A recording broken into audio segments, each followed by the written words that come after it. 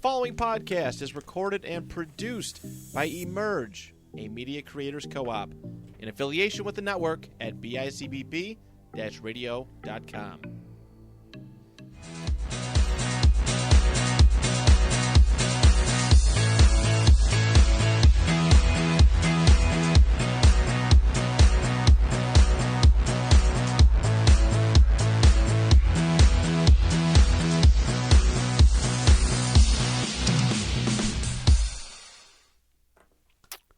Hello and welcome back to the Next of Kin podcast. I'm your host, Rich, joined by my son, Christian. What's up? How are you today? Good.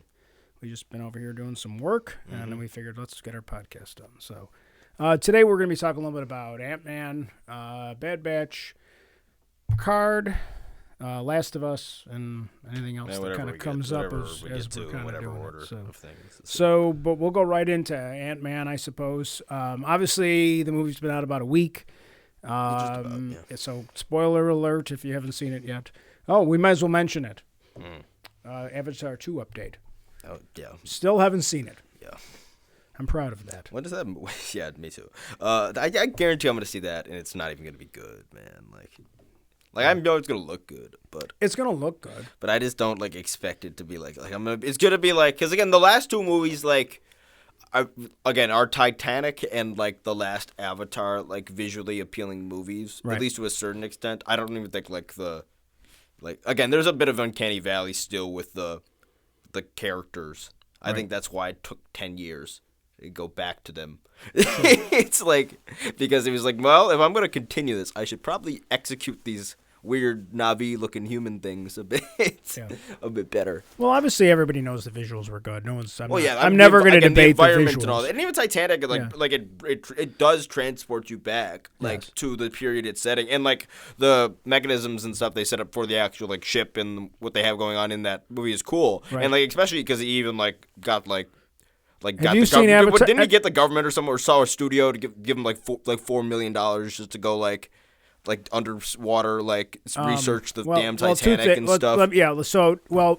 He put in for a grant, basically, from a government to do research on Titanic because he was building all this equipment. Yeah, because South Park did a bit on this one. And then he also did a bunch of, he did other things that are related to just the ship, the Titanic, just a documentary. No, he has a lot of documentaries. And to be honest, the equipment and he didn't discover the location. He's done a lot of other people discovered the location, but then he spent a lot of money on the right type of equipment. So again, I don't have a problem with any of that, to be honest. But all I was trying to say though is a quick, and I think this is a rather not popular opinion, but a rather accepted opinion. Both those movies are fairly hollow. They're rather like Titanic beyond just Have you seen both beyond of them? The production value of Titanic. It's just a standard rom-com. Yes. With a little bit of a story. Well, not a rom-com. Well, you know what I mean? Just romantic drama. Romantic drama. Not rom-com. That's what I mean. Yeah. Romantic drama. And set against a historical event. Yeah, it just happens to be in a really, really nice production. And the same thing with Avatar is pretty standard action movie with a couple unique stuff. There's parts of Avatar that even I like. For instance, when he's trying to claim the what's it called, the big flying pterodactyl things. Yes. That is actually one of the better scenes. That actually feels really lived in. And even when he goes and gets the bigger one and then rocks up with it, he's there's I like stuff like that. The one that it's funny because when I watched that movie, I remember seeing the movie for the first time. Mm-hmm. And they mentioned that there's the one flying wildebeest, whatever that. Well, I think it attacks him at one point or something. Yeah, but no one has ever captured that. And as soon as they said that, I was like, well, I know who's going to ride the damn thing. Yeah. It's just too obvious. Well, I think you just have to be stupid. There's a lot of lazy writing in Avatar for me. Well, Jake Sully's not a good character. He's he's very unlikable as a character. At least in the first one, and he's an idiot too. He's played I know that he's a twin of his brother who died, right? So they didn't want to waste the money. So instead, we're gonna get the untrained dude, the idiot dude. And it all worked out great. It worked out great. Yeah, he ended the human race. Well, on the obviously planet, and obviously I've gone on the rant many times about how it's a ripoff of that part of it. Jake But I think Sully. Jake Sully stupid is enough to John try Dunbar from Dances with Wolves. He's injured, yada yada yada. Like they do a lot of that. And John Dunbar is a much more likable character played by Kevin Costner than Jake Sully played by whatever his name is. I don't know, man. Who really hasn't done anything else except like some voiceover work. Have you seen Titanic? I'm sure I have. Yeah, I think so. I will say, and I don't think this is necessarily a hot take, I enjoy Titanic more. I'm not saying these are bad movies. Well, let me talk about Titanic. I enjoy Titanic more. I would say Titanic's better than Avatar, yeah. I would say, obviously the romantic, dramatic part of it is interesting. What I like about the film is I do like that it's not, I'm sure that if someone Googled this and historically what's wrong about it and everything, but the attention to detail in the film to try to recreate the Titanic ship. Yeah. In terms of even like the way fireplaces worked and the size of the rooms and the character types that are on the ship, and then even like that's what I was Molly Brown, like Unsinkable Molly Brown, who's played by what's her face, I can't think of the actress's name, and the captains and the guys playing the violins as the ship is sinking, and everything that goes wrong on the ship. Like I think the historical There's a lot of parts, spectacle, and once it gets to the more historic, like the sinking, like obviously it becomes a different movie. And to be honest, let's be honest, DiCaprio's a hell of an actor. Yeah, DiCaprio can. So he does a pretty good job in that film. And the bad guy is two-dimensional. He still dates women the same age as the woman he was dating in that movie. Go. So Billy Zane's the bad guy, I think. Like there's several bad guys in the movie. I saw some article recently. This is off topic, but like DiCaprio is tired of being of the perception that he only dates younger women. Well, it's like, but you only date younger women. And he should stop. It's like then you should stop. It's like I'm tired of like Stalin. I'm tired of the perception that I'm a horrible person. That I'm a genocider. It's like all right, we're not doing that. It's like we should stop. Then we're not doing that. We're not going off on your political tangents. So I don't know. No, but I mean, the first example. So if I had to watch a movie in the theaters again, I would probably go see Titanic because I think the sinking of the ship sequence is incredible. I think like that, all of that is so incredibly well done because it's, again, what I like is it's a combination of sets and the CGI, and the green screening. And if you watch that movie, it's still the production quality still holds up quite well. Yeah. Like I feel like you don't look at it and like, oh, you can tell this is old CGI. Yeah, like I don't watch that. There's not too many parts of that movie that I watch and I feel like the CGI hasn't held up. It's funny and we'll get back to the plot was they re-released it. Like for how many times? They re-released Titanic again for like the whatever anniversary it was. And it did not, nobody went. They did sinking. Yeah, not of the sinking. Of the movie coming out. To re-experience the sinking of the Titanic on its anniversary. I don't even think it grossed $1 million. Nobody went to see it. When did they do this? Around Valentine's Day. This year? Yeah.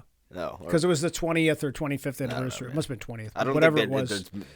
I think he's just trying to oh, when the knock Endgame out, I want Titanic to go get. He's trying to pay his clean and bill. I think he's trying to. He wants to be 1 and 2, so he can just pay his laundry bill. He wants to be 1, 2, and 3. Well, I mean, but he could, that's fine. But and in the meantime, though, he owns it. It's like, all right, I'll put this out. I'll make like $500,000, and then I'll pay my janitor for my house. But he didn't make. It didn't make. Very few people went to see it because it's been on TV 8 million times. Well, yeah, it's not a film that I necessarily feel like to go back to. Re-releases aren't necessarily supposed to get millions of dollars, are they? Yeah.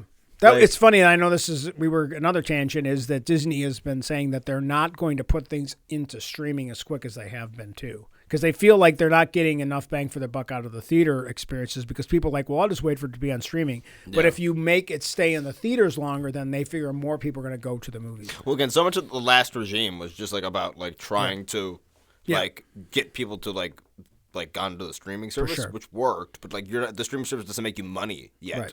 It's just the idea that in the long term, the stream, and that's what and that's really why it's very weird because none of these companies are making money off the streaming service. Netflix barely even makes money off of their stream, and that's their only product.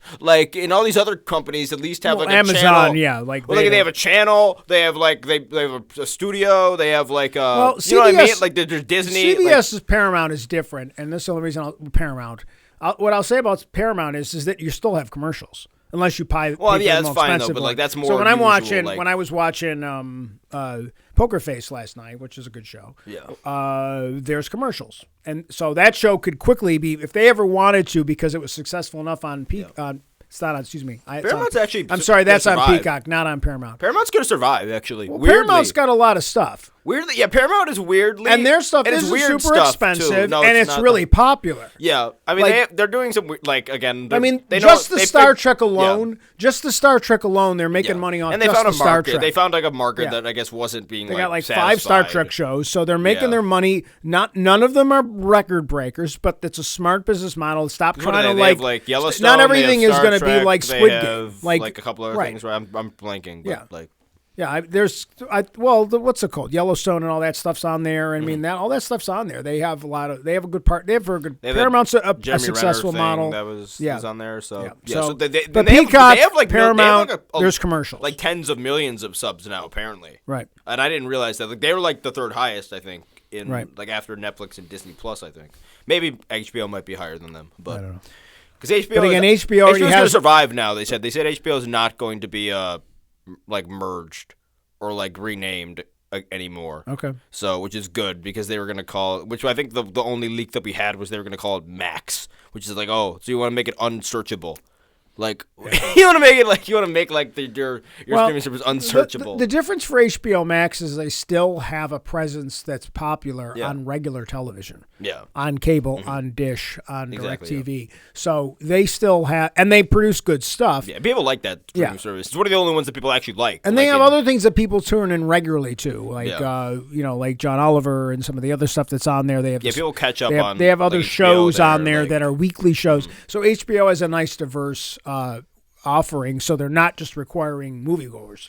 They have a bunch of other stuff. And on they there do, too. and obviously a lot of what's on HBO in terms of their like actual like offerings on Sunday night are like they're for a specific audience. Like Sure. not everyone likes an HBO like drama, Right. in that sense. So that's why HBO like is almost like a layer. They got a lot of It's stuff. like a layer below. Yeah. Where it's like, oh, this is good. It still has a little like it's like Peacemaker. Peacemaker wouldn't go on like HBO like proper. But it's still good. It's still good. It's still better than the average show. But I don't know. I think Peacemaker would ever have like made its way to like the actual like Sunday night slot on HBO. Yeah. Well, I think you're Or gonna like Harley see, Quinn. That's another example. You're starting like, to see a few more of those shows that are bouncing back, and they'll put them back on TV for a little bit. Like I or think they're- Velma, the best show. Okay, Mandalorian. I think they're actually going to do. No, not Mandalorian. What about Mandalorian? One of the not Mandalorian. One of those shows. I'm trying to remember which one it was now. Something is going to go. Going to be on regular TV for a while. They put Andor on regular TV a couple months back because they were trying to get like the numbers up. And I think Andor's creeped up. Like the numbers for Andor is just slowly like it's just stayed constant. Like they're not big or anything. And like I think you've probably seen it more than me. But yeah, like it stayed in the top like 10 of the I forget what that's called, but the weekly thing because more and more people just as word of mouth has gone around like have gone to it. Because obviously like it's weird because like Andor isn't like the name Andor is a weird name for the series because like it's not it is about him but it's more about like the formation of like the rebellion in like a really detailed like nuanced way. So once people like actually realize that and like kind of connect those dots, they're like, oh, so like I'll watch that. A friend of mine texted me the other night. He goes, "Well, you like Star Wars?" Yeah. And I'm like, "Yes." He goes, "You should check out Andor." I just watched it. It's like, yeah, I was like, okay, like I felt like saying, look, rewind this conversation like 12 seconds because you said 4 I like months. Star Wars. So like your assumption was you watched it before I did. I don't know if you thought it was new. Yeah, I'm like, I don't know. I know it was kind of funny. Like he stumbled upon it, which was great. I mean, he really liked it. A lot of He was- people didn't seem to have missed Andor even coming out. Yeah. So which it didn't have the most amount of like. well, according to Liam Neeson, there's too much Star Wars now. which I don't even like. Like I don't. Which don't even Liam get me Neeson's started like on that. basically senile at this point. Didn't he like? I don't even know. I'm not bringing up that thing from the other year. I don't I'm not. know. You know what I'm talking about. All I You know what is I'm that saying? like that weird he's thing, that saying weird that there's too situation. much Star Wars. That's like saying, you know what? There's too many Liam Neeson movies that are all exactly the same. That he's like the main because we were literally talking about this the other day. I will Liam find Neeson you. because I Liam will find Neeson you. like does parodies of his own Yes, movie. like when he's essentially. in Ted 2, and he's like, "I'm going to take the cereal home and I'm going to eat Because it." weirdly, like there is a market for like really cheaply made like Yes. shitty action movies And that that's are what he almost makes. that are almost all. And so this kind of formed Yeah. like in the wake of Taken, or at least like that brand of movie, like that almost like genre, like which John Wick almost kind of stole in a weird way as well. Sure. Yeah. Well, because they do it better. They do it better and more detailed.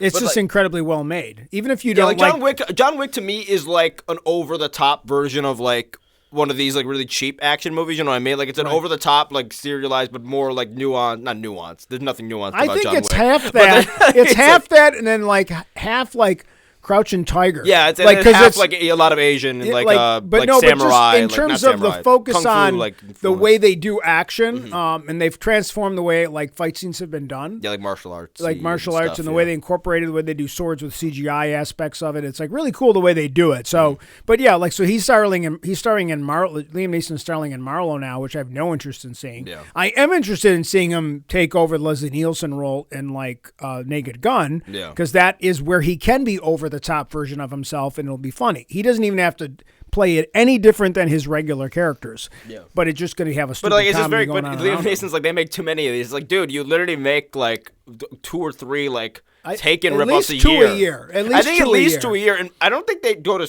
like, sometimes they go to the theater. Like, there's been a couple that have made it there. But most of the time, they just seem to be direct to streaming, or, like, before streaming, they were, like, direct to DVD. Right. It's like, so obviously, I'm not even going to look it up, but, like, obviously is, like, the executive producer, and it's his, like, production company. And he had found, like, a really simple way that you make the same movie for, like, this amount of money, and you make this much profit every time. Right. Like, it's very clear. Yeah. So, like, who are you to talk about, like, creative? Don't get me wrong. Like, what he's doing there is that's how they're done. It's not Star Wars. Like, most movies are done that way. Most movies are very specific. They create a formula that they know is going to work, whether it's horror movies, whether it's rom-coms, whatever it is. And those, they know this is what we can spend on this movie. We are not going to make more than this. Also, so if we want to break even, we're going to go with this, and this is our budget. We have to have 2 relatively big stars, blah, blah, blah, and the funny sidekick maybe. And that, like, they're very formal the way those are produced, in terms of the length, in terms of what you can spend on soundtrack. They're all very specific. It's like, all right, so like, what is it like? For too much Star Wars, I'm like, okay. I didn't read it. Like, I didn't even read it because, well, shut up. Just shut up. Nobody, like, he was obviously promoting Marlowe. I would just make it better. Like, I would just write some better shit. Like, I don't even know, like, what the concept was. Obviously, he was out promoting Marlowe, and someone asked him a question about Star Wars, and he said a stupid answer. Like, just don't answer those questions. Yeah. And I know they do 5,000 interviews, and then they end up saying one stupid thing. Are you a fan of this? And the celebrity's like, oh, yes, of course, I am a fan of this. Like my favorite thing, like, when they asked Chris Pratt about, like Mario. He was like, I always loved like stomping Goombas. He's like fun to be his voice.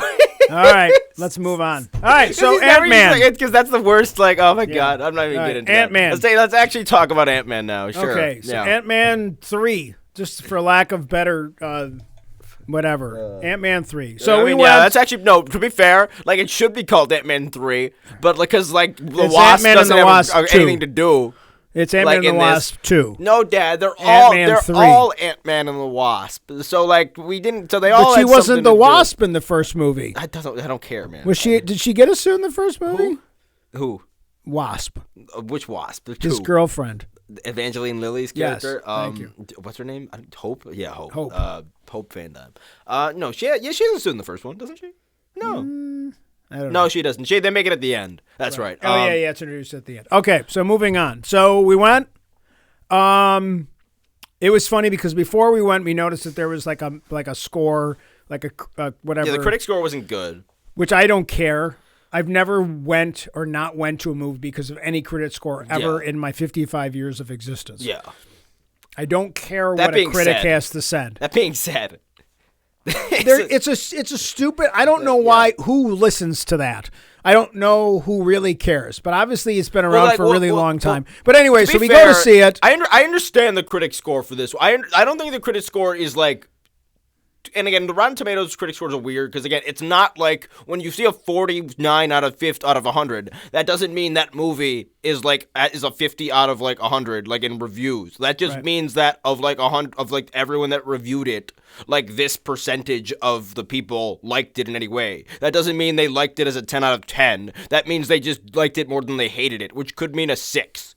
like instead of a 4. You know what I mean? Like, so it doesn't mean anything. Like, it's a misconception. Well, without a doubt in my mind, this is one of those movies that's going to got review bombed. Again, and there's no doubt in my mind that this movie got review bombed. No, this movie didn't get review bombed. I think it did. No, because it was like review bombing doesn't happen by critics. No. It only happens by fans, and the fan score is good. So no, but it got review bombed in my mind because they wanted to be able to because then every friggin' social media site for like 4 days had the exact same headline. Well, that's not a review bomb. But it's like, but not by the people. I mean, I'm like the reviewers, the people that are doing the reviewing. I know not the regular fandom or whatever, but like this constant it didn't do well. It's the lowest one ever, and I'm like, fuck off. I'm supposed to be negative on this movie in a lot of ways, so I don't know. I think we're framing this wrong. But I don't even. I don't.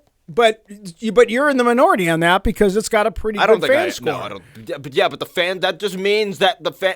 That just means that it like you dated. And again, I like this movie more than I hate it. That doesn't mean I think this movie's good though. And so that fan score doesn't mean anything. Like I don't care about any Rotten Tomatoes score. I don't care about any of those scores. Processing to be honest, but I would say I would imagine like the IMDb score is probably like we can see that now, and it's probably not over a 7. Like if I had to guess, which is like a 7. No, it's below a 7. It's not that good. Okay, let's assume it's a 6.5 or a 7. Yeah, fine. This is lower, but this is fine. Not, It's not below 50% in terms of review quality. I don't like. Again, we'll get into it, right. but regardless of that, like ultimately, who cares? Like I'm sick of this thing that can every movie now has to be a 10. Can we talk about the actual movie? Yeah, like, go please. ahead. No, So you first. go first. I don't want to. No, talk about the actual movie, not the reviews, not something you're mad at someone saying. The movie. What? Like talk about something related. Can to I talk now? Yes. Because you keep cutting me off. So, all right. So I liked it. I have no problems with it. It's not the greatest movie ever, but I liked enough of the themes in it that I'm fine with this movie.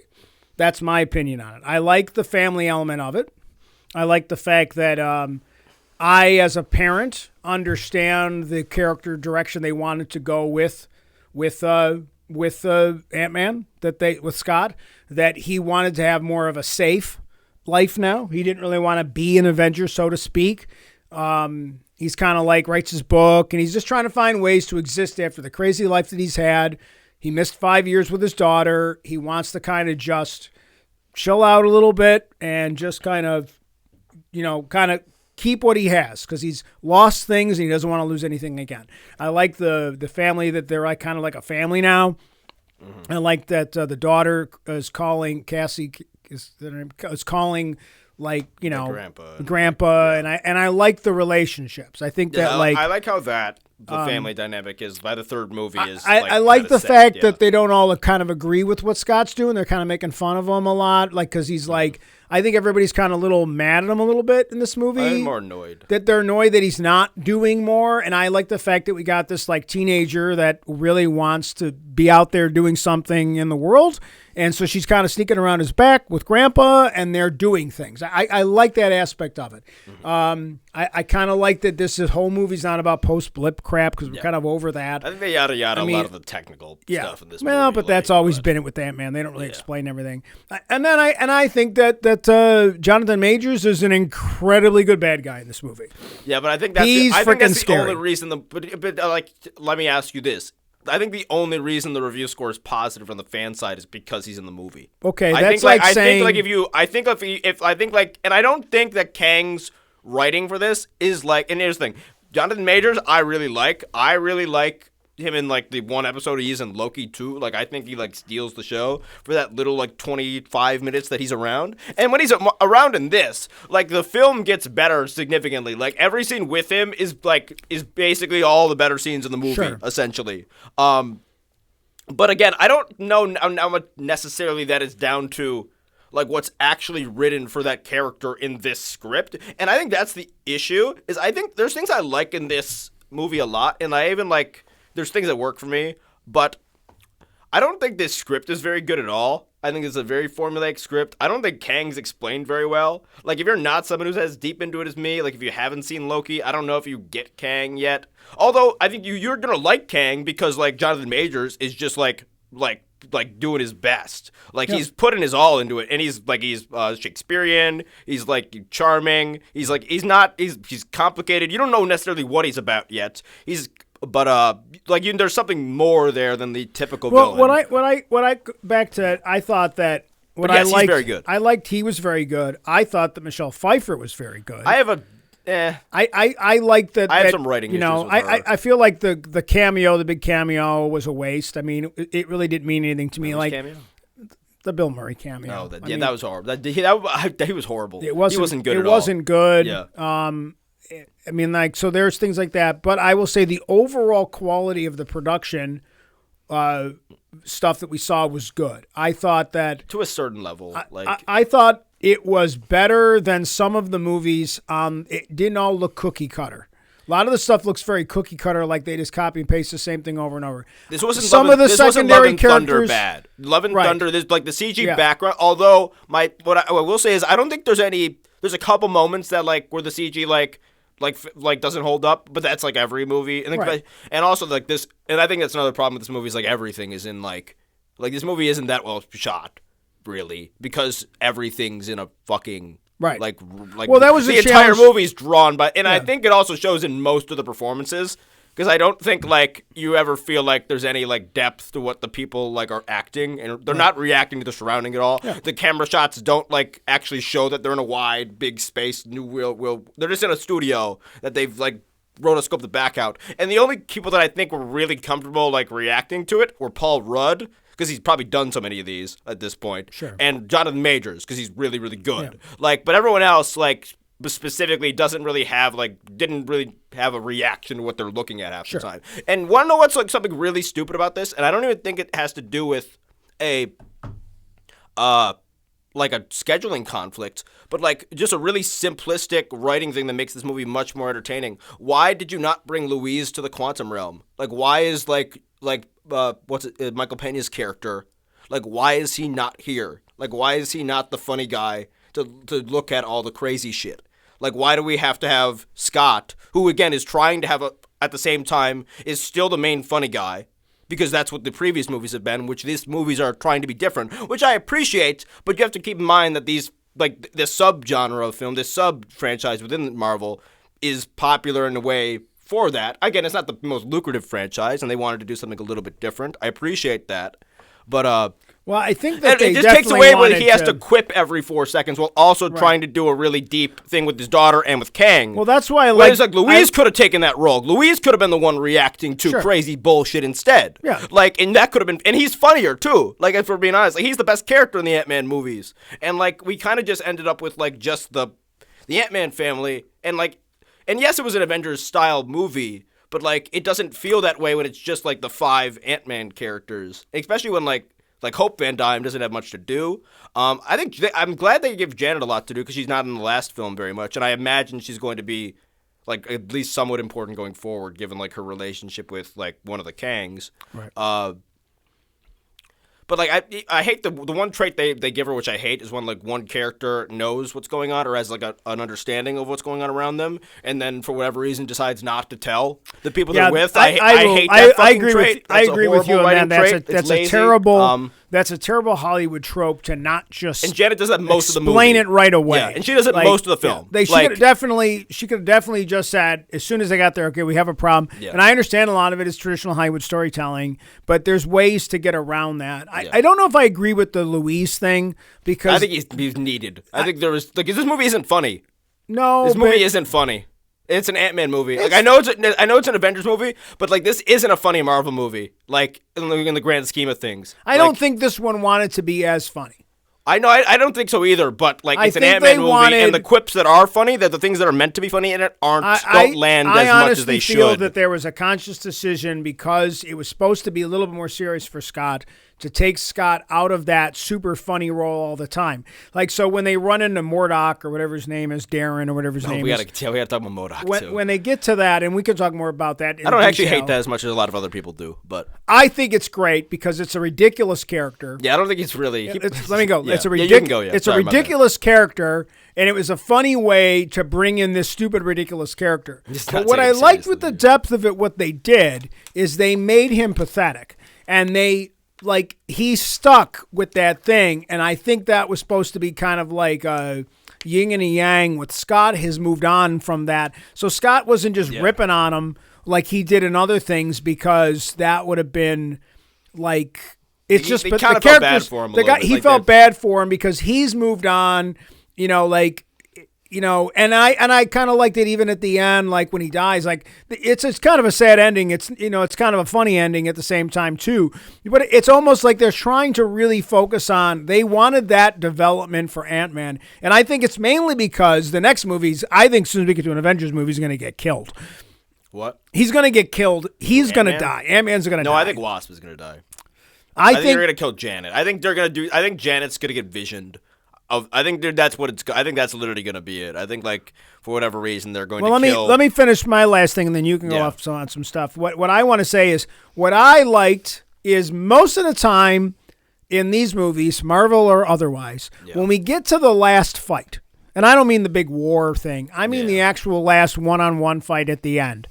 I thought that was executed well. And here's what I like about it, and you can the physical fight between Kang and I think a little bit of the other. Well, let me go give you my take, and then you can talk about it. Yeah. Two things that I liked about it. First of all, it started off using some power-y type stuff, but then it just turned into just sheer. I'm going to effing kill you because you threatened my daughter, and it wasn't. It was like two guys fighting for their lives, like in a.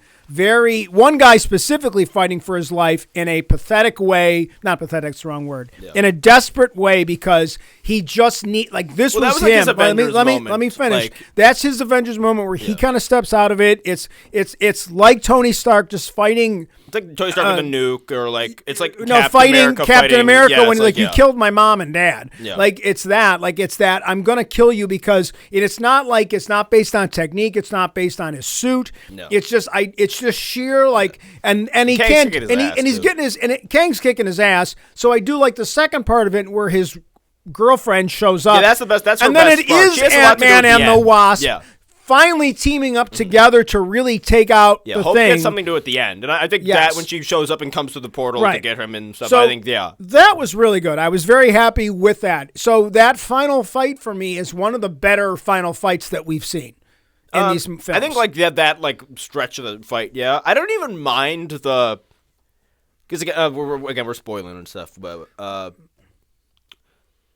I was up and down for a lot of the final act. There were parts like that, for instance, her what's her name, Cassie. Let's talk about her real quick. Catherine Newton's the new actress because obviously they recasted the actress who played her in Endgame, which they didn't even tell her. She found out in the same way everyone else did when they casted the new one. But which is a little shady. But and I think some people have been rather negative on her to this, and I don't think she's great in this. But she's not bad, and I think the character. She was one of the stronger people in the film. I liked her more than I liked the. Yeah, I enjoyed weirdly. I enjoyed her in I enjoyed her and Rudd's interaction more than I enjoyed the Pym family, which I didn't think had a lot of chemistry going for most of the time they were together. Really. I thought her chemistry with Michael Douglas was great. Who? Cassie. Oh no, I'm not saying. No, I'm saying the Pym family when they're off because again it splits into the quantum realm. It splits into two groups. Right. I think the Pym group doesn't have much chemistry with one another. I think that's more down to the way that they write it backwards and have Janet not and manufacture tension between them and everything. Right. But Cassie good. Going forward, I imagine she's going to be rather. They had some training stuff. She's obviously going to be a Young Avengers thing, which I think there was going to be a Young Avengers element earlier in this movie, where the thing that she was in trouble for was a bit more related to something Young Avengers because obviously she has a suit, and they find out that she goes into the quantum realm with a suit that her dad didn't know she had, and all this stuff that Wasp and But when she has the suit, then he kind of trusts her and he starts doing some stuff, which I thought was good. Hank's very different in this movie too, Hank Pym. He's just, it's funny. There's for the first Ant-Man movie, there's this one promo that's this legendary promo that him and Paul Rudd did, where they're just slapping their knee like this, and they're just doing a beat, and they just start yelling ants, ants, and it's and that's basically what Paul Rudd is doing not Paul Rudd, Michael Douglas is doing in this movie. Every other line, he's talking about ants. He's just an old kind of senile guy now. It's well, I will say who just really likes ants now. It's from a I sci-fi like he's more standpoint. Positive now. He has and let me finish it real quick. Yeah. I do like that he's kind of he has his daughter back, and he has a good relationship with his daughter, which obviously was from the first movie. He's got his wife back. He even has his wife, like, he has a granddaughter per se. Yeah. So like he's a much more like happy in this movie for a lot of it, or at least like a little bit more upbeat, a little bit less grouchy, which I didn't hate, and I didn't mind the. It was a Deus Ex Machina, the ants showing up, but that was better than the Cassie, because again, there's two moments where there's two Deus Ex Machinas. There's the first one where Cassie rallies the quantum realm, which is awful. I hate that when like the one character that nobody knows can like rally like the entire realm that didn't fight ever before, and then in this one moment, then it's lazy writing. But I It's a little lazy. What I do like though is the fucking ants that were like. I will say, for some reason I liked the ants because I liked Michael Douglas. It was like Ant-Man, like the original Ant-Man, like rocked up with the Generation 2. So when they start getting sucked into the quantum realm and they're going down there, and the ants are all with them too. Yeah. But then we don't see the ants. And they put a couple breadcrumbs and stuff throughout. Like he has a weird like thing in his ear thing, which I totally forgot that he was just. I just thought that was his like hearing aid or something. I totally forgot that was his like thing that he talks to ants with. So I thought that was good. I thought that was hidden pretty well. Mm-hmm. I knew the ants were going to show up, but I didn't expect it at that level. I totally forgot about that they had developed. And I do like the fact that when they fell into the time stream, that they ended up there earlier. And I like the sci-fi of that. They developed a civilization, like an intelligent, like I think it was like a tier 2 civilization. Yeah, which I thought that was really cool. And they like a high concept, like civilization of like term that like we're not even a phase 2 civilization yet in like at Earth in any capacity. Right. Like so these ants were like in the quantum realm. So I thought that was cool. And when the ants showed up, I thought that was some was fine. really good stuff. Like when they you talk to ants because he was beating his ass kind of, and then the ants saved the day, and I do like that a little bit that I like they beat the shit out of Kang. That they gave Ant-Man like exactly. I do like that they. I think there's some to it. There's a level of like should like this Kang, the Conqueror Kang, have maybe like have faced like a more Avengers, or like should it have been like a little bit of a bigger deal? Because it's a very contained movie. Sure, like it has to be. They're in but the but I also Quantumania do like that they gave Ant-Man like no Ant-Man and like the team, I guess, of like the Pims or whatever can like they can deal with a bigger threat like too. And also like Kang I think gets out or is not like I don't think he's in the quantum realm necessarily anymore. He gets sucked into does he get sucked into the Matrix thing? The thing that was blown up that Scott goes into at one point. So he might be like stuck in like one of those storms. Like that Scott was in during that like the heist scene in the middle. What did you think about that weird like when he has to dive in and like there's all the different I think that was better. I really liked that because it was different, and I think I forgot about that scene, so you brought it back up. Mm-hmm. I thought that all those alternative versions of themselves was really cool. Yeah, I like that. And it was funny because the one Baskin Robbins guy made it funny. Like so why was it the only one though?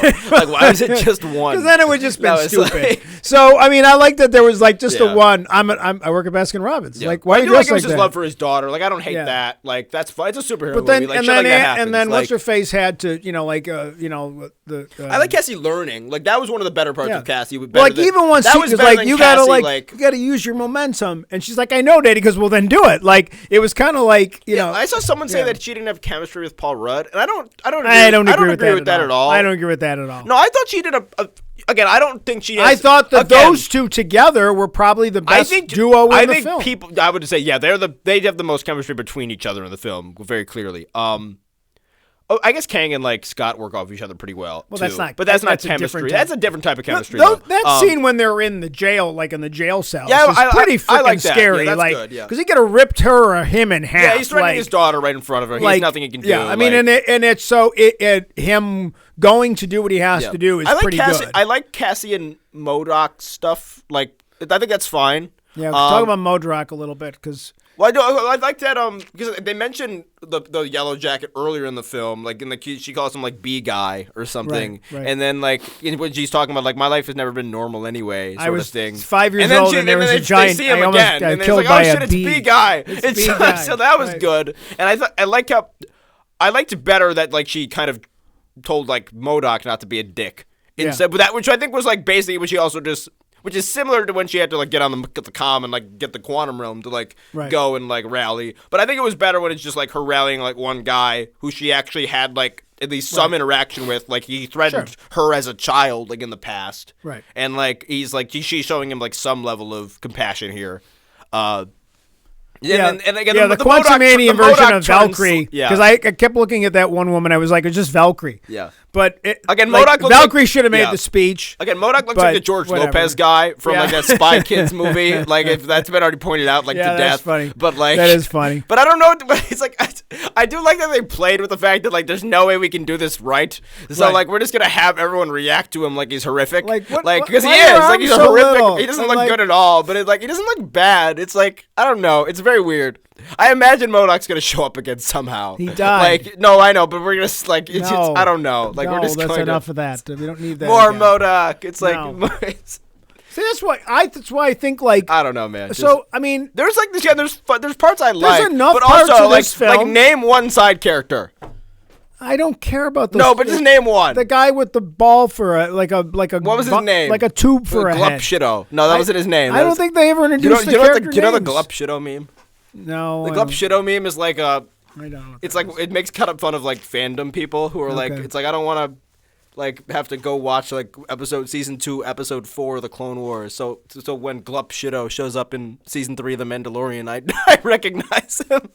Glupshido isn't a real person, but Glupshido is like this idea of like I can't wait till Glupshido shows up. Like this idea that you're waiting for like an old character. It's like that guy is that like the Illuminati type of thing? No, it's like that it's like when like say like Bo-Katan shows up and like. Unless you've randomly watched Clone Wars, if you're a Star Wars fan, like which most Star Wars fans like still haven't, I guess. Like, or unless you're an older one, you probably haven't. Like, you don't know who that is, but like a bunch of other people are like, oh my god, it's this joke like, oh my god, it's Glupshido. It's like fake side character. Like got it. Okay, so but yeah, okay, we kind of gone through it. So. What don't you like? How much won't do? Because I've been negative. What don't you like then? I don't disagree with your complaints. I just don't. I don't dislike this well, let me answer. Overall, let me answer the question now. I don't necessarily. It's not the best script I've ever seen. No. I don't think every performance is great, but I really like Paul Rudd in this movie, and as a dad, I like the comedic aspects of it. I like the ending. When he's walking down the street and he's like, we gotta get into that. Hold on, there's something there. There's something deeper there. Okay, I understand that. But he's walking down the street and he's like, oh, did I just get us all killed? No, I watched a video, Hold but on. like, yeah. I'm talking. And then he's like, it's okay. We'll figure it out. And I just kind of like, I think that I like that optimistic aspect of him that he, even after all this shit, he's still kind of like, and he knows now that this time, he did it. Like, he saved the world in his own way this time. But I don't think, like, if you watch that scene... In some ways, he made it worse. No. But if you watch that scene, like, there's something, like, literally going on with, like, it's either... Well, again, it could be a mix of, like, weird, like, on-set, like, continuity stuff. But there's, like... For instance, like, there's this, graffiti in the background, essentially, that, of, like, Ant-Man. Okay. And like with like a heart around him, which like we've seen that type of like graffiti before, but like with like almost like T'Challa and like Iron Man, and then you see like it's a repeat scene of like they start the movie and end the movie with like almost like these parallel scenes. Yeah. And I don't like the over, but it's different like and he's like kind of a little bit off put at the end one though, like not even during like even before he starts to have like that panic moment in the middle of it, like. If you watch like the side characters, and again in this scene, the side characters are like the random extras are being like the attention is being put on them because they're pointing at Ant-Man and he's reacting to them.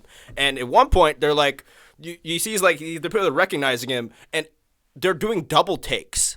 So they think that he was dead? No, like I don't know, but like all these like if you look at the half of the extras, they're doing double takes and looking back at him and like a couple times. There's a couple people that see him and like almost have like a shocked reaction. There's like at one point there's a couple that walks by him and then there's the same couple again, like almost like it's on a loop. Like and Paul Rudd almost and that's when his like the panic starts too. Like in that I think at the same time. But it's like I guess I'll have to and watch also like even the scene of like when Hope goes back in and then the portal it closes and then it just opens right away. Doesn't that seem a little too convenient? Like they opened it. No, but like No, but Why they opened it back up for. Did it open that from one Hank, side to the Hank other? and the daughter opened it up. No, but like it just seemed very like. Why did the scene frame them as like it? That scene very much framed them like they were getting trapped in the quantum realm, and then all of a sudden it was like, oh, portal's back, and then they go back, and then the only scene we have back in the real world is this weird kind of warped thing, which again Scott seems to realize in the middle of. That he has like a weird panic thing, like something's going on. It's like, wait a second, did he get out? Did we stop something? And then he just like puts it off. And I don't think that's just because it's like Paul Rudd. I think it's almost like the Kangs have like fucking interfered here.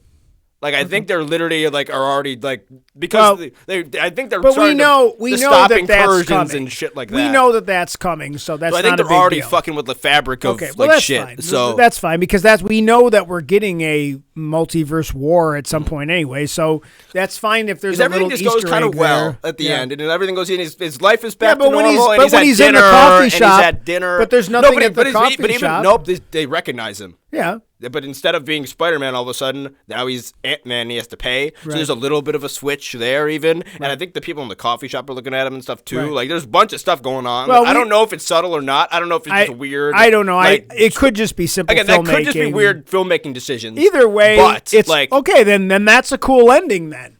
Because it gives you something to talk about. Yeah, again, I had to watch a video to catch a lot of it. I remember noticing some weird stuff and like noticing like people do double takes and stuff. So overall, you asked me if there's anything I super hate, and I don't.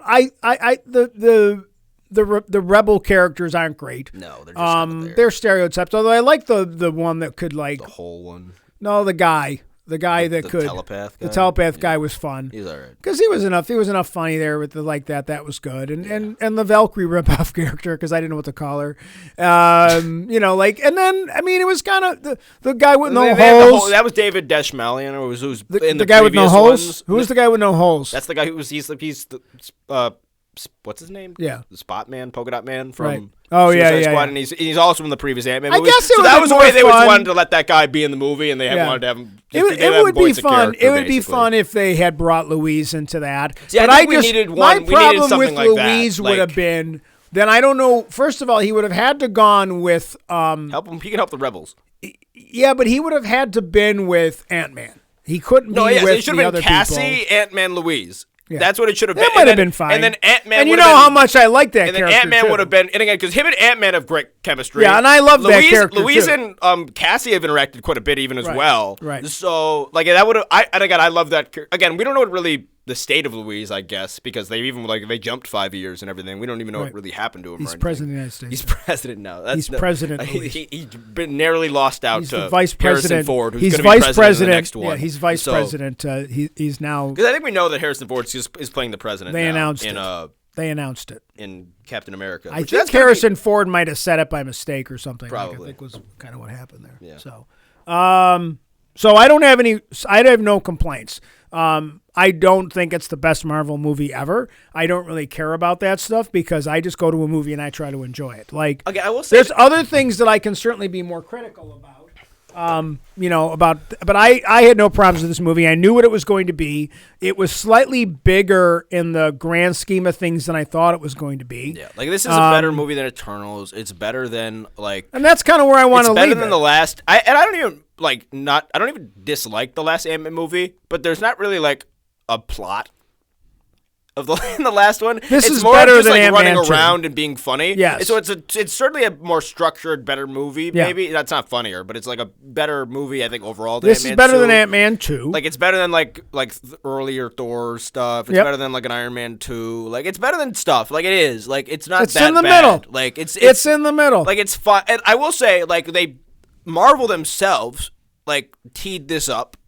Like in their own marketing and like in what Feige and some producers and stuff have said, and like this is the start of Phase 5. Like it is like you would have expected, like not that this movie's bad, but like there should be more to like the film that's opening up, especially because Phase 4 was a whole lot of nothing.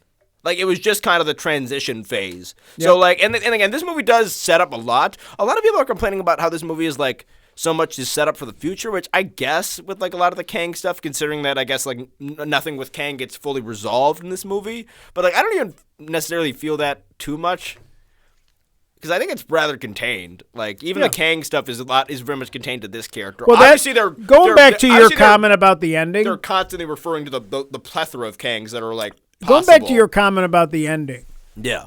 Like, why would everybody be reacting different to Ant-Man? Because they wouldn't know what happened. No, the average person wouldn't know what happened in the quantum realm. Yeah, I'm saying there's no like they definitely don't know. Like, so there might be some alternate reality timeline. So that's the other thing. He's in a different timeline. Is he in a different reality, or is he in a? Did him and Hope come back to a different reality? Or no, I think it was that. That's or did they all go back to a different reality? That's what I'm saying. Is it that, or is it like? And they don't even realize it. Or is it literally that like the Kangs are now like writing? It's like almost like the timekeepers with Loki are like.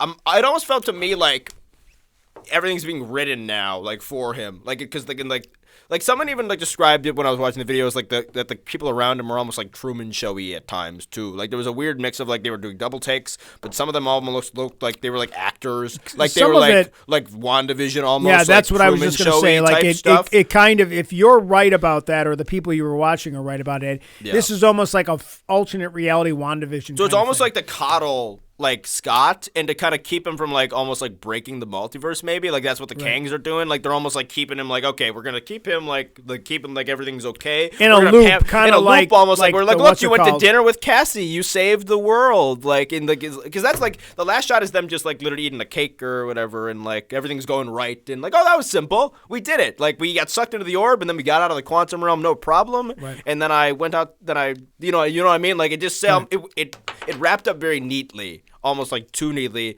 and then we had those weird scenes of him walking down in that parallel, and then the weird. And well, clearly everything that happened in the weird, realm happened. Mm-hmm. Everything that happened in the realms happened. Also, you just reminded me of something. The first monologue, it's not just like him talking, and it's not random narration. He's doing a book reading. Right. What's the second one? Sure. What's the sequel? Who's he talking to? It's the sequel. Like, you know what I mean? Like, is it in his? Now he's in his own mind. Like, is that are the Kangs like literally like and then he has the realization mid. It's just podcast. Because it's almost like a reset too. Because again, it's the exact same like scenario as the first parallel at the beginning of the movie. Right. So I don't know. It's here's the thing. You're giving me a headache with this because I don't want to think about it. But I'm just. And I don't even know if I trust Marvel to have all this like at this point. Yeah, they're not exactly like. It may be too much. It might just been a cute ending to make it a little bit different. It might just be weird filmmaking decisions that happen to form some. Or it could be something, and I don't think it's going to be as big as all that, but it will be something. But I don't know. Yeah. But here's the thing. See, here's the problem with all of that. With the timeline of things that are happening. I think the inner panic, though, makes it more likely. Okay, regardless. The inner panic's just funny. No, I don't think. I think that was more serious than funny, actually. But when he snaps back, it's like, Well, that's like, a little bit of levity. Because they don't want to end with that because that panic ends up being too much like the end of Doctor Strange. Where all of a sudden the eye's there and all that shit. I like a little bit. Oh yeah, I guess that's kind of a post-credit scene, isn't it? Actually, no, that wasn't a post-credit scene. Well, regardless, I know what you mean. It's still canon. No, I know what you mean. Yeah. Ultimately, like what I don't know, I guess I'd have to spend more time thinking about this. I don't know. That's better than Love and Thunder. How this lands in, like, when will we see Ant-Man again? What's the next movie theoretically we will see him in? I've heard that Ant-Man and like the Pyms in general, especially with like Janet, like having interacted with what? Like, well, that they're gonna be back in like what's the Kang Dynasty, the first Obviously. Avengers movie, and it sounds like that though, like 2025 at the That's moment. That's my point. At the moment, so it's kind of a weird thing that it's not going to whatever's going on with Ant-Man is leading into something that we're not going to know about for 2 years. It's kind of bizarre. Well, he like brought, I guess theoretically, Ant-Man. We don't know. There's a lot of rumors about like what squad of people will be put together for. Because all right, Captain America 4 seems like an Avengers Civil War type movie more than just like a like a Anthony Mackie Captain America movie. Without a doubt. Yeah. So I think like the reemergence of the Avengers. But is that before the Avengers movies? Yes, that's a year before. So they're going to start putting. So in 2024, Anthony Mackie will be putting together a team of Avengers to fight the president. President Ford, the Red Hulk. Yes. Red Hulk. Yeah, exactly. So Right. Okay. Ross. Can So they just I think impeach him? again, we don't really know what's Could going they to. just impeach him? I'd be interesting to see who necessarily will be on that squad, because we have a. Who's been introduced that's new? I don't know. I don't want to think about that right now. I want to think about it. All right, well, go ahead. I mean, what characters have been introduced? Because that's what I'm thinking. Like, Too a lot many, of and that's the problem right now. And we know that some of them aren't going to be there that are because like some on of them his are off level, doing that are other in his things. sphere. Some of So, them like are going Kate off. Bishop, like Kate Bishop, like Hawkeye, like I don't know, like Moon Knight, like White Vision, like we have a lot of. I think it's a lot of weird okay. Well, characters. here's Shang-Chi. Shang-Chi's. I think there's a good chance Shang-Chi. Moon Knight's been rumored. Doctor Strange. I don't think Doctor Strange shows up in that. I think he has to. No, I don't think he does. I think he's too mystical for it. I think this is like, I think this is like Agents. But where would he be? Who? Why wouldn't Doctor Strange show up? It's Marvel. They don't fucking explain it no, half the but time. they've been actually pretty good. Where was Iron Man in Thor 2? Like we Where can't. was Iron Man in yes, Thor where 2? was the Iron Man in Thor 2 when London's getting attacked? Because Thor 2's terrible. Where's Iron Man in? They got better. In Captain America 2. Well, no, my argument is my argument is that it's with Captain America I don't have a problem with it Strange because in a different dimension with Clea, the new girl he met at the end. That's all you got to say. He's in the dorm. He's in the different dimension. No, like Doctor Strange. He's just not. And he's the mystical guy. He doesn't deal with like the physical threats very often. Well, okay, so I don't think Moon Knight. Moon Knight's been rumored though weirdly. I don't know why Moon Knight would be it, and it'd be a weird switch to go from like the ending of his show to this. I think you could get Hulk and She-Hulk. I think She-Hulk's probably gonna show up. Hulk and She-Hulk have to be in there. I don't think Hulk. I think you get only one. He won't be Hulk though. He won't be fighting a lot. Yeah, Miss Marvel no, because she's the Marvels are too busy doing their own thing. They're off world. Who the fuck is even around? I think Kate Bishop, but also like Kate Bishop. They're doing Vision Quest. That's a show that we know is coming out. I don't think they've announced it, but like Vision Quest is the thing, and there's a talk that's like going to be a West Coast Avengers type thing, which would also. Can they call Thor if they need to? I don't think Thor's going to come fight. Like Red Hulk president? I don't know. Like, is that what's gonna? Like, well, I don't think so. If you got Red Hulk president, wait, where's Thor at the end of the? He's traveling with his daughter or with the new girl with his. So you're not gonna see Thor. So I mean, you got to have someone who can fight Red Hulk, and it has to be a Hulk. I'm literally right. 1 second. No, if it's a Red Hulk, you got to have a Hulk fight Red Hulk. They're probably gonna introduce. Otherwise, that's stupid. But also, it's none of the Thunderbolts either. Yeah. So it's none of the people so from Thunderbolts. Bucky, because that's a whole other thing. Which I think Bucky will show up in that movie at some point, but I just don't think he'll be like maybe a main character. Yeah, it's funny because that's like this is the criticism people always have the Star Trek movies because Worf would just randomly show up even though he was on Deep Space Nine. It's like, what are you doing here? And he's like, oh, I was visiting. Like in First Contact, he shows up in the Defiant, which was fine. Although, you know what's funny thing in First Contact when Worf shows up with the Defiant, he's on the Defiant and nobody else from Deep Space Nine is there. Like it's all Federation crew who all die, who we never see again except for one dude. It's like, well, where was like Jadzia and why wasn't Comey? Like why wasn't O'Brien there? And that's kind of those funny things like the convenience thing. So does Thunderbolts come up before or after? After, I think. I think it's Captain America theoretically, 4, then Thunderbolts, which I think there's going to be a little bit of. So theoretically, that's how Bucky, because Bucky kind of has to be in Captain America because they're buddies. So he has to be there, and then he has to leave to go do Thunderbolts with which is wild that those two movies are from back to back because those both seem to be rather big. So I think they're going to overlap each other. I think they're going to overlap each other in some concept, because they're Earth-based heroes. No Spider-Man, right? I don't know. I mean, theoretically, who's casted? Wait, also, isn't the leader in this movie too?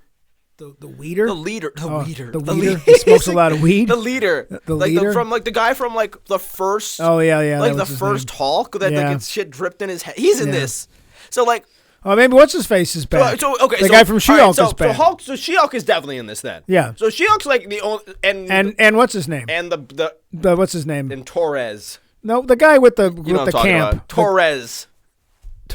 He's from I think the stupid dude from like Falcon and Winter Soldier. I think I saw something that the dude from Falcon and Winter Soldier is gonna be like, because he got the wings at the end or whatever.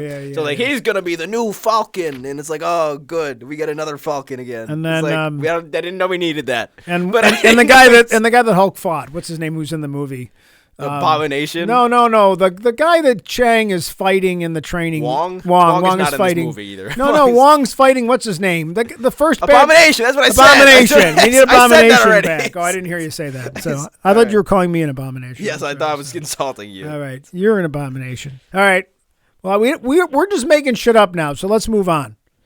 I guess it could be a solo Sam Wilson movie. I guess there's nothing saying it can't be. No, but I thought I saw but something. they're like Hulk villains, though. So it's like I'm pretty sure I thought I saw something that this was going to be more of an Avengers style movie. No, and I remember, and they literally Like Civil War. And I remember they casted or at least they announced that they had casted someone as some Israeli superhero, which again which was well, I don't know why they picked now as a time to introduce a character like that, but it's the worst timing in the world. I don't know. We might see Moon Knight. I mean, we'll definitely see Shang-Chi. Either way, there's been a lot of rumors of Moon Knight, She-Hulk, Shang-Chi, people like that other character I just mentioned showing up. So maybe maybe one of the characters that we know that's coming may show up in this movie. Yeah.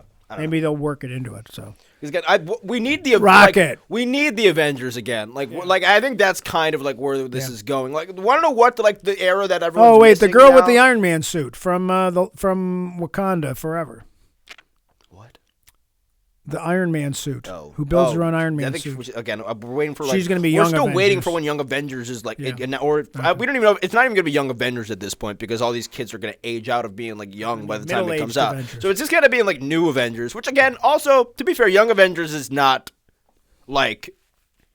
it's not here's a bunch of teenagers. Right. In the no, comics. they should be 20s. It's just that they're in their 20s. I think it's a bit of a I misconception. don't want a movie about a bunch of teenagers. If I want that, I'll watch. It's not Young Justice. I watch Young Justice. Yeah, so. they're different vibes. Moving on. So what else? Anything else for this? No, I don't think so. Yeah. I think it was better than Doctor Strange.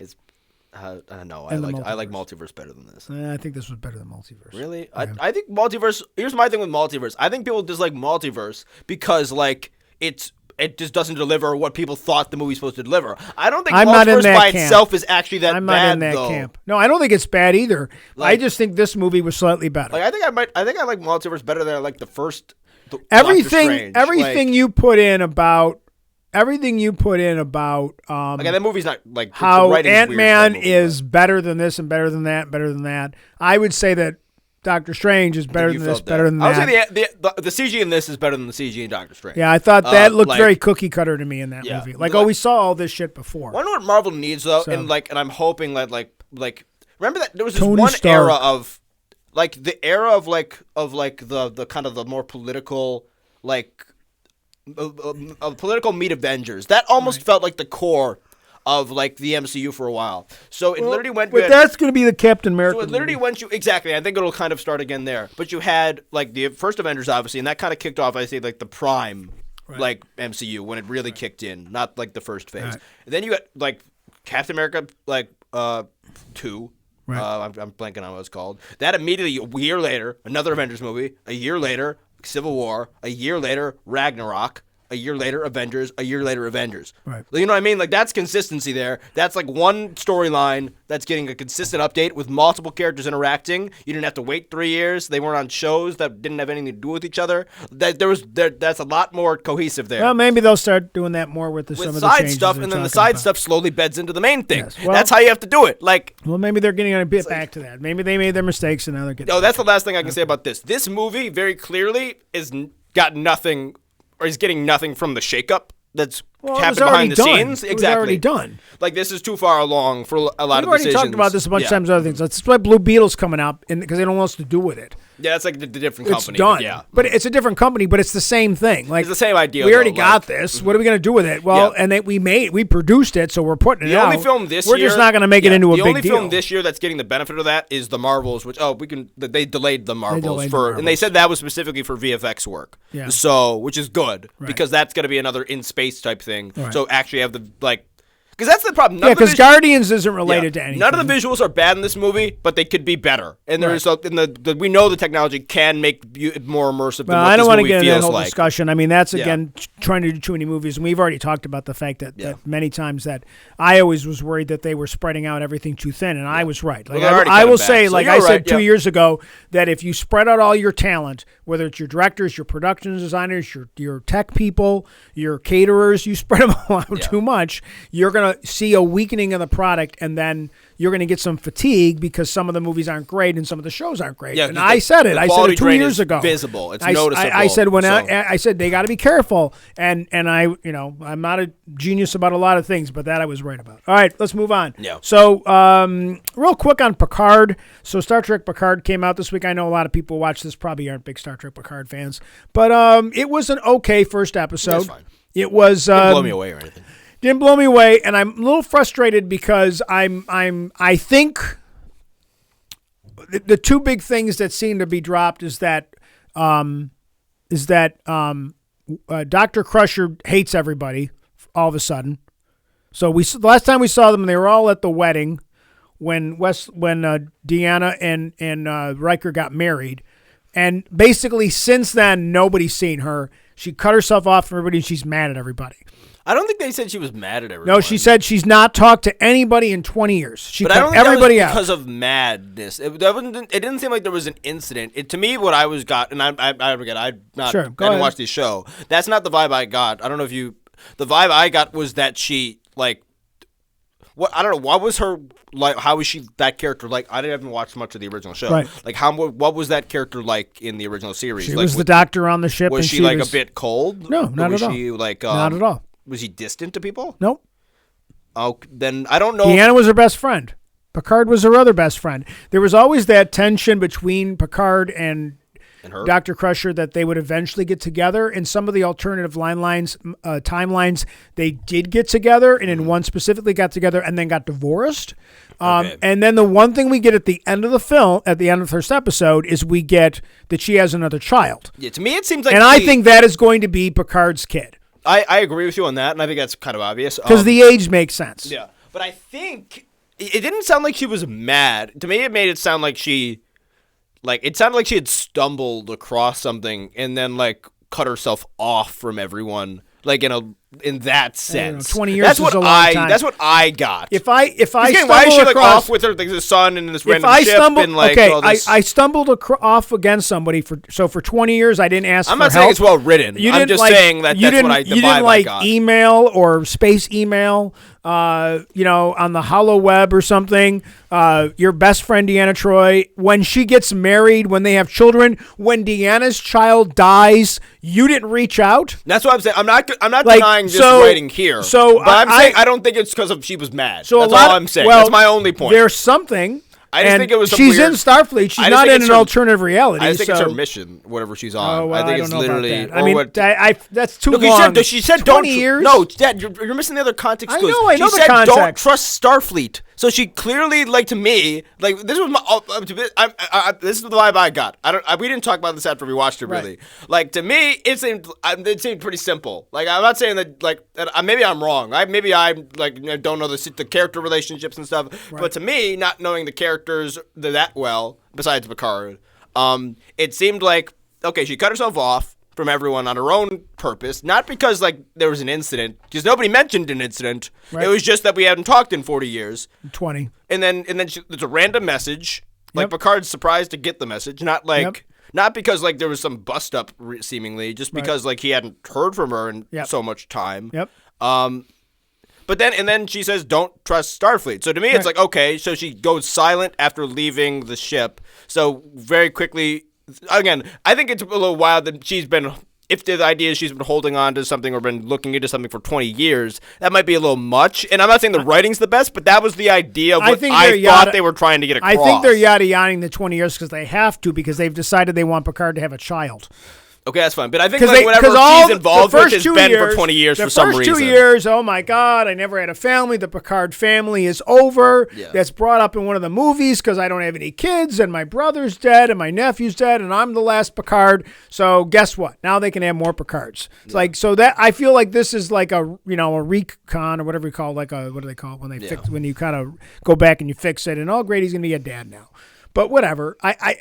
Regardless, I'm sure they'll address it because it looks like in the next episode they're all back together. The entire crew? Well, the people that are going to be in this one. It looks like they're all going to be brought together in the next one. The other thing is I didn't like...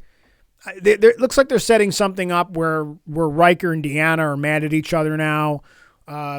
it seemed like they're setting that up. And nobody wants that. I don't want like Friends where they're together and then they're not together and again. I don't want that. Just like I don't understand what that has to do with anything. So we'll see. I just hope that now that they get everybody together and then we don't spend 4 episodes like going and finding everybody bullshit. Like just get them together in the next episode or get it going. Just get the damn thing because I think he reaches out to them and says, "I need you guys. We got to go do something." And he's the only ones he can trust. So fine. Just get it going. Like just no bullshit. Yeah, don't wait. I don't need 5 episodes of getting the band back together. How long this is? I don't know. I didn't look it up. What was the last one, like 10 episodes? 8 episodes? Yeah, so let's assume it's 8 or like 10. 8 or 10, yeah. If it's 10, I don't need 5 to get to the middle to the main story because then it's like now we're talking lazy writing. Yeah. And this is it. So don't tease that the entire crew's coming back and then not do it till episode 5. Yeah. All right, speaking of not lazy writing, you done with Picard? Yeah. All right. Not lazy writing. The Last of Us, which continues to fucking blow everyone away. Why is every episode of the show is fucking great? Like, this is stupid. Yeah, this was another good episode. They do a nice skipping some timeline here. Mm-hmm. In the time of 3 months after the last episode. Yeah, and they finally get to Wyoming or Montana or wherever they are. Montana, Wyoming. I think, yeah. I don't know if there's a Jackson, big difference. Wyoming. Jackson, Wyoming. Which there's a couple of weird. There's a couple of weird, nice. Well, I know you're gonna decisions. You're gonna talk about the variations in the game in a minute. Without spoiling. Overall, the whole episode's a good episode. I like where it goes. I like the tension that builds up. I like Ellie and Joel's relationship is really established at this really, point. Really good established relationship, and I like kind of his struggles with what he should be doing here because now he's afraid to lose something. Mm-hmm. So he almost chickens out a little bit, which I think is a totally realistic thing to do. Same reason I kind of like the Ant-Man development. I kind of like what they did with Joel in this episode. Yeah. So this is a big enhancement over the game equivalent part as well. It's another good episode. It is kind of a big setup what's coming next anyway, but I do like that. I like where it's going. I thought this episode was an important episode because it fully... I mean, some people say, well, nothing happened in this episode. Well, the show very much de-emphasized. Well, if you're a game fan, like, the game needs action and, like, stuff to do. Right. It's a video game. But, like, the story of the game, that's, like you don't put that shit in, like, the show, though.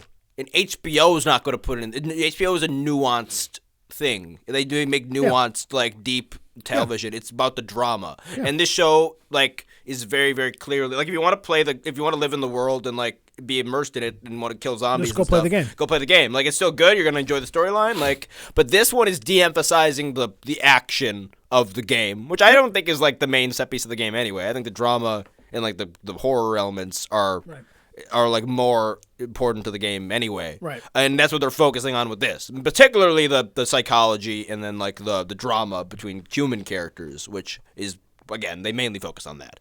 Like, there's been certain episodes where there's barely even like zombies in it. Okay. But yeah, for this though, like in the game, or do you have anything else you want to say before I like do a little bit of like the comparison stuff, or? Just go ahead. No, go ahead on. Let's say Tommy's Tommy's very good as well. The guy who plays Joel's brother, like really good, and like plays just like the guy from the game too. Like, he's doing a great job. Because obviously they reignite. In the game, it's a little bit different. This settlement that they find Tommy at doesn't exist yet in the game. And instead, like, that dam that we even get a nod to. Like, I even love that, like, when we don't get a set piece or, like, a whole sequence from the game, there's almost always a nod to it. Or, like, you see, like, the dam. Like, so in the game, you meet Tommy at the dam. That's where you find him. And they're, like, repairing it so that they can provide electricity to the settlement they're working on, that they're building. Like, the town that they get to in this is not done in the game. Right. That town, again, I just know little bits about the second game, is very important to the second game. Like, it's a major setting there. So they've, like, almost, like, moved up the timeline to merge the two, like, stories better, to make more consistency between them, given the fact that now we have this story now knows that its sequel exists. Yes. Like, it's a rewritten version of the first story, now with the hindsight of knowing what's coming forward, and they put that in. There's a girl, again, it's very much spoilers for this, so skip 10 seconds ahead if you don't like this part. There's a girl that, like, yells at, or that Ellie yells at, but she's looking at.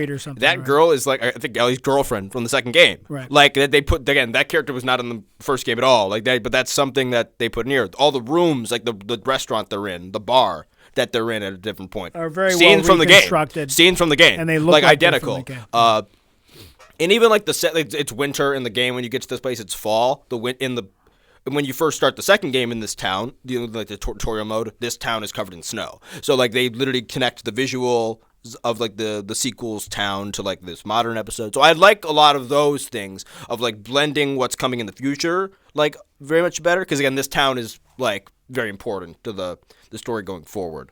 So that was really smart. There's some scenes that are taken right out of the opening scene with the two older like Native characters that are kind of living out in the woods is pretty funny. Is that anything game related? No, that's entirely unique, actually. Something else that's entirely unique that I very, very much love is Joel's panic attacks. That's not in the game at all. Like Joel, like getting freaked out and like having these moments where like his like ears are ringing and his heart's pumping and he's like he can't really like comprehend what's going on. Like it's completely new, and it's because like he's attached to Ellie and he just has like this like fear of like what's going to happen to Ellie. So because what happened to his daughter is like things Ellie. I want to make two comments here. Yeah, First of all, it's weird that we got Graham Greene, who's the Native American guy that he shows up to. Yeah, I've seen him in a bunch of shit. That's Graham Greene. Like the guy won an Academy Award in Dances with Wolves. Yeah. Okay. He's in a bunch of things. Yeah, he's amazing. He's in a Die Hard movie. He's a well-known, very established actor, really important actor in terms of and the girl who played his wife was really funny too. Yeah, like her timing was good. I'm surprised that we get Graham Greene for one episode. Like I think that'll be it. Like I think it's HBO does that. Like remember when fucking like Gus Fring showed up for like one scene in Westworld? Yeah. Like HBO, that's what HBO does. Like HBO just has moments. I'd love to see more Nick Graham Offerman Greene. showed up for one episode. Like I'd love to see Graham. Yeah, maybe that's the thing. Maybe that's kind of the way they're doing. People want to be part of it. Back to the panic attacks. I will tell you like about the panic attacks. I've had panic attacks in my life, as an adult, as a parent, and things. And I can say that like those are incredibly well portrayed. Yeah. No, really especially well done, for someone checks it off a little bit too quickly, but it's fine. It's fine. I can say like the way he shakes it off and the way he finally has someone to talk to about it, I think is really, really well done. And I think that is great storytelling because anybody that's in that role could totally appreciate those moments. And a lot of that is like they really, really like the scene with Tommy in the bar. That's a really where he good scene. breaks down. That's a lot. Most of that's new. Actually, where I actually don't remember if he tells Tommy. I think he tells Tommy about her in the game. I'm not sure. I just can't remember off the top of my head. But I'm sorry. Where was I? Well, basically, like the scene in the bar, and that's a really that good scene. And that scene, like they focus much more in this versus the game on Joel breaking down in his fear and like that he's like a very, very afraid and like of being attached to Ellie and like of what's going to happen to her, that he can't protect her, this sort of thing, that the same thing will happen to his daughter. Right. And they focus on like his breaking down and him crying and like him talking about his panic attacks to his brother and opening up. Like that's very much more like more than he reveals about that situation than in the game. Or in the game, it's almost like he's just trying to, like he knows he's getting attached to her, he cares about her, and there's not this because like, even in the show, it's like he thinks he's gonna get her killed because he's like weak and he has no faith in himself and he's like he's like self-loathing and stuff. Whereas like in the game, it just almost seems like he's trying to just hand her off so he doesn't have to deal with her anymore, and that's not what's going on. Right. But like he obviously is trying to just hand her off so that she could be safer and like what his warped mind like that's like doesn't want to experience that again. Right. Is doing. You know what I mean? Right, no, I agree with that. I thought it was really well. So that was good. And then they go off on the mission. Well, they do the bedroom scene. Yep.